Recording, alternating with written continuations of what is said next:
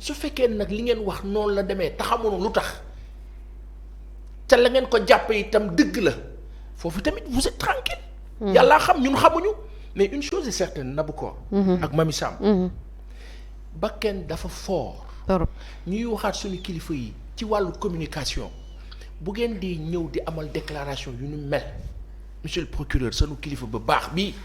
nu ngi laa ziar ñun nag bu ñu waxee kilifa ba baax xam nga fu mu ko teg fan ci humanité xulil ñenn ñi naan humanisme mooy sunu mbokkab doomu aadama bi ñu bokkal ñu xam nu bañ a xam ñun jàpp nañ ni moo ñu gën ba ci ki ñu foog ni sax def na wala deful ñun dañoo jàpp ni moo nu gën xulil ki ne sunu kanam mu la aw di aw di kee di kese des di ñëw setaan ñun ni ñu gëm ni ñu formaté mooy que ñii ñu jàkkaar lool ñoo ñu gën baa naree jël sa daal nag u tekk fii ñu ne la seen bi déet gënoonu de danoo gënante bu boobaa gënante lay doon ci la gënante di feeñ moo di ne lépp li xew Sénégal jamono bi Mamy Samb ak Nabou ay waaye rafetal leen ko léegi nag li fi des procureur nee na ba mu jotee information bi ci la ne waa DIC division des investigations criminelles nañu génn def enquête ci saa si ensuite autopsie ba et cetera. man nag may laaj benn laaj foofu lay tëjee. la am vidéo jaratul enquête. jaratu ko de. ba jaree enquête rek wax leen ma am ngeen vidéo buy wane ne vidéo bi dañ ko waroon génne ba mu amee xaw ma nag lan mooy raison yi ñun xamuñu nu ñoo fonctionner jànguñu ko. waaye bu mu amee c'est un fait il fallait informer à l'instant loolu la communication di jëriñ attention waa ji kat def na nangam bu nit ñi njort ñu njort bu ñoo def leneen ñu def leneen malheureusement foofu nee nañu tekk ba heure bii. dara dal nag nit ñi lu ñoo wax ci mbedd bi yéen a ko rey nit ñi nag léegi nag mun leen forcer ñu gëm d'où l'importance Nabou Cor Mamy Samb. d'où l'importance réew nu kaa yor si dëgg. pas si lu faux. waxuñu nag ndax bii foo la wala du foo de force spéciale man dama am benn dégg-dégg. Mamy Samb force spéciale sax moom moo la lan. non dama am benn dégg-dégg xam nga ma foofu laa jëm Mamy Samb li ngay laaj. xam nga lan la. mooy bu ñu ma nee force spéciale dama ci jàpp ñi nga xam ni ils sont super méga terra armés benn. waaye kii nga xam ne moo fi jógee dañoo ne benn pistolet xaw ma Walter xaw ma nu mu ko tuddee. 22 je ne sais quoi. millimètre xaw ma nu mu ko tuddee. xulil moom lañ fa fekk lii yéem àdduna nag dëgg ci déclaration procureur monsieur le procureur vraiment vous nous excuserez si vous le permettez dafa ne waa ji amut woon il a parlé de caducité de son permis de port d'armes mooy depuis 15 ans et 15 ans quand on le dit c'est en 2007 depuis 15 ans amut autorisation de port d'armes pour quelqu'un qui quand M. Gadio était arrêté aux États-Unis il y était avec lui comme garde du corps. Parce que c'était son garde du corps. loolu yàggul fekk na président Macky Sall nekk à la présidence donc yàggul. benn bi si des je reviens pas sur les problèmes qu'il a avec M. Gadio je reviens pas dessus mais quand sa femme parle de port d'armes de permis renouvelé en 2015 may laaj nag diggante soxna si. ak kilifa bi. kan moo ci wax dëgg. kan moo wax dëgg. merci Passane foofu laa bëggoon ñëwee ak Mamy li ñu jaaxal rek Mamy mooy pourquoi attendre ba démb pour procureur bi mën a génn di indi ay tontu ci wala leeral ci François Makabu ginnaaw bi nga xamante ne y a 13 jours soxnaam génn na di wax ni ba mu demee di ko seeti François dani ko gis nga niñ ma def dañ ma torturer. pourquoi ñu xaar ba démb ñu indi ci ay tontu. Alors, laisse-moi d'abord me exprimer sama profonde tristesse ci décès wu Mancabou. Tristesse boo xamante ne dañu ko bokk ak ñëpp. képp kuy sénégalais képp kuy doomu aadama tout simplement. muy loo xamante ne en fait ñëpp ko naqarlu et gëj naa gis nag. mouvement de soutien bu mel nii ci histoire au Mancabou mu am ci Sénégal on a décompté 11 bébés morts on a décompté 17 morts xawma ci affaire manifestation ak yeneen yu ni topp xamatuma ñaata la lim bi toll 4 bébés à Linguère on a décompté fii ci histoire au Sénégal ay nit ñoo xamante ne ñàkk nañu ci seen bakken ba tey ci ay histoire politique ci ay manifestation yeneen yu ni mel des histoires qui ne sont pas encore élucidées parce que ba tey réglé guñu problème yooyu mais vent de tristesse bi accompagné décès wu Mancabou bi Nabou gëj nañu ko gis xam nga lu tax nag mu ñu gëj ko gis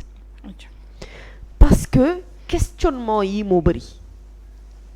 parce que dafa bëri ay mbir yoo xamante ne nit ñi dañ ciy poser ay questions te amuñu ci réponse te réponse yooyu yow amoo ko Pa Assane amu ko man Mamy Samb awma ko te question yooyu nit ñi di poser wu c'est essentiel pour que nit ñi am ci ay réponses pour que ñu mën a supporter poids wu tristesse bu ni mel xam nga Pa Assane ci li mu wax lépp dafa am solo boo xamante ne li ma ci gën a touché te muy baatu dëgg bu baax te nit war koo bàyyi xel mooy ne loolu la tàmbalee waxam Nabou waaw bu ñu nekkee ci am dëkk boo xamante ne c'est un état de droit ku ne droit wax da nga wax a sàmmonte ak li nga xamante ne moom mooy maanaam les droits de l'homme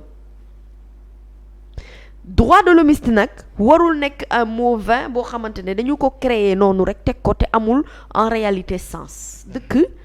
bu ñu demee ba ragalatuñu yenn yi c'est parce que kon moyen de pression bi nga xamante ne moom moo war a am dëgg-dëgg ba nit bu waree def lenn li war ko xalaat moyen de pression boobu des na te dëkk bi nag ñi démissionné dafa commencé bari ñii ngi naan on a torturé on n'a pas torturé ñoom ñu ngi expliqué ne dafa mbëkk grille bi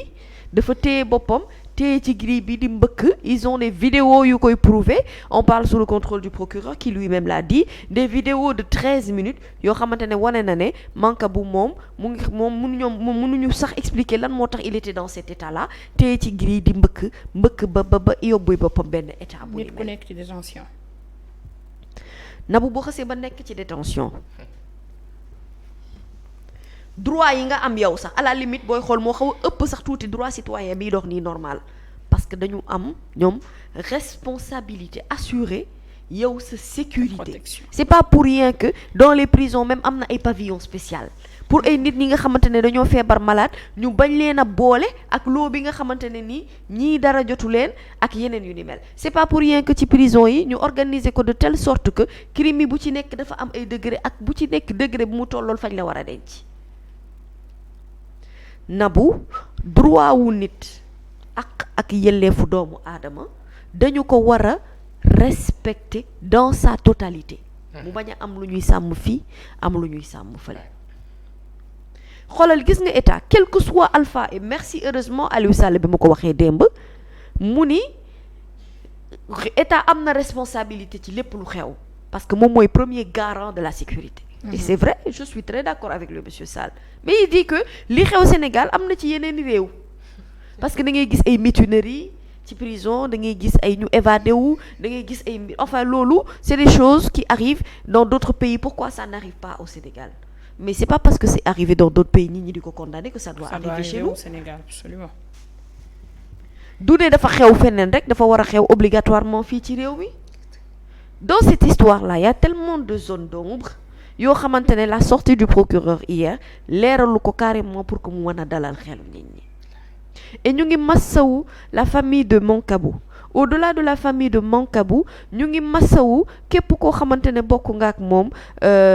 jot ngaa parcourir ak moom koo xamante ne jot naa nekk sa xarit jot naa nekk sa frère sa jegeñaale sa dëkkandoo wala koo xamante ne amaana am na parcours booy def ak moom parce que gis nga bakken dafa fort te gis nga man personnellement sincèrement plus ñuy dem plus may gën a tiit ci sama réew parce que dafa am loo xamante ne nii warul mën a am du yoon nit sax boo ko jàppee même bu fekkente ne dafa am ay problèmes psychologiques maanaam am na lu nekk ci bopp bi lu war a mën a tax muy am benn comportement bu douteux comportement boo xam ne dafay dem ba lor ci boppam moom yow li la war yow mooy nga sàmm ko protéger ko ba loolu di ko gaañ bu dee moom moo koy jural boppam sax mu bañ caa yegg. ndax li yokkul di dagg relation de confiance bi am entre population bi ak ñi nga xamante ne ñooy forces de l'ordre. J'ai vu un journal ce matin dire enfin les forces de l'ordre est-ce que c'est-à-dire que force de l'ordre yi ñoom dañuy obéir à des kii ñu leen di jox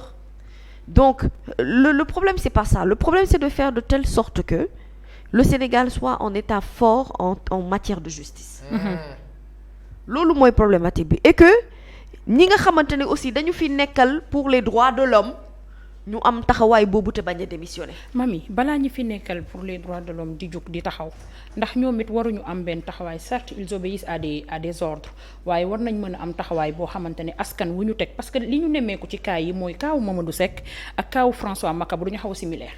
ñoom ñaar ñëpp benn toppin lañ leen di toppee mooy dañ leen di jiiñ lii di force spéciale maanaam wàllum terrorisme lañ leen jiiñ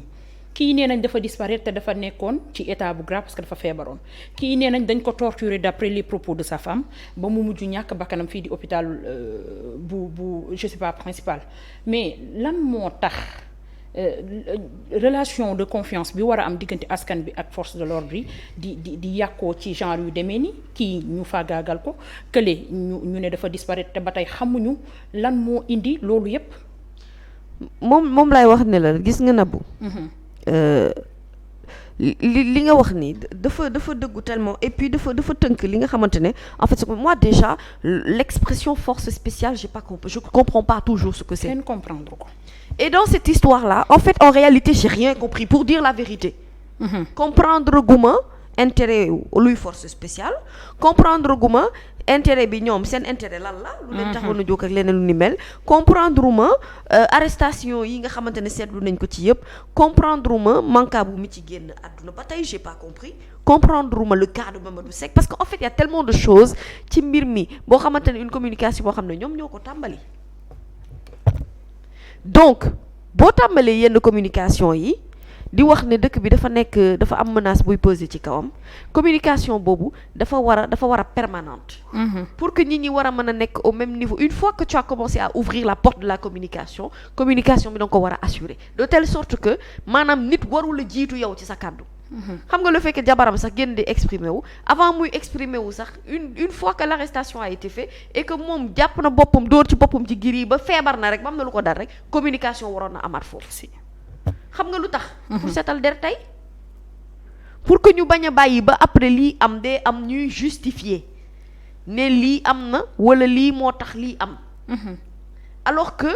lu yu mel nii su amee cim réew nit ñi dañuy soxla xam ci yàlla nañu nekk comme je dis encore une fois il faudrait faire de telle sorte que on est dans ce pays Nabou une justice forte et que ñi nga xamante ne ñoom ñoo ci nekk di ko ŋànk ak di ko gérer. ñu ragal tuuti xam nga Nabou nit bu ragalul def dara ci àdduna baaxul est-ce que xam nga loolu. nit dafay am loo xamante ne maanaam yow danga ko koy bàyyee xel te loolu nag état ci la bokk dëgg la ci doxalinam ak gestion am mais au-delà de l'état dafa am yeneen structure yoo xamante ne dañu leen war di bàyyi di xel. te moi je trouve que ça fait très longtemps par exemple que je n'ai pas entendu de rapport yoo xamante ne par exemple bon j'ai vu que ay Amnesty entre autres certains droits de l'homme en tout cas se demandaient nañu à ce que lumière soit faite sur cette affaire de Mancabou là mais je veux dire il y a plein de choses depuis lors qui sont là surtout ci ay wàllu conditions de détention ak yeneen yu ni mel yoo xamante ne liggéey bi dafa des ci wàllu woowee te ñàkk ci des ak ñàkk fësal yenn affaires yi ñàkk ci def ay gëstu ba mu leer ne ndax lii am na waaw wala déet loolu moo waral parfois ñuy am yenn sañ-sañ yi di def sans pour autant que ñu ragal te nag faaw ñuy ragal di bàyyi xel. Merci pas Mamadou Seck très rapidement. boobu moom c'est man sam problème mooy. boobu moom c'est-à-dire que